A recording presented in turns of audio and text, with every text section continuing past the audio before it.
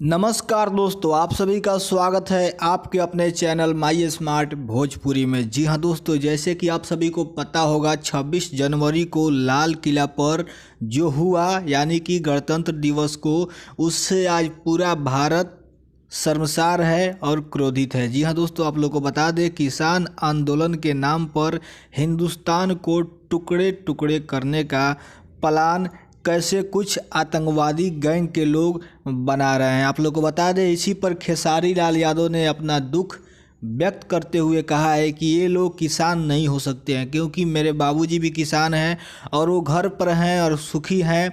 उनको किसी प्रकार से सरकार से तकलीफ़ नहीं है, सरकार की कानून से तकलीफ़ नहीं है, लेकिन ये लोग देश को बांटना चाहते हैं, देश के इज्जत के साथ खिलवाड़ करना चाहते हैं।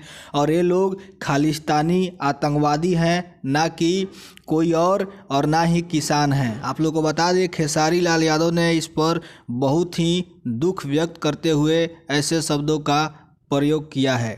जी हाँ दोस्तों, और खेसारी लाल यादव ने यहाँ तक भी कहा कि मोदी जी, पूरा देश आपके साथ है, इन आतंकवादियों को दिल्ली से पीट पीट कर भगाइए। जी हाँ दोस्तों, तो आज के इस वीडियो में इतना ही। वीडियो अच्छा लगे तो वीडियो को लाइक शेयर ज़रूर कर दीजिए।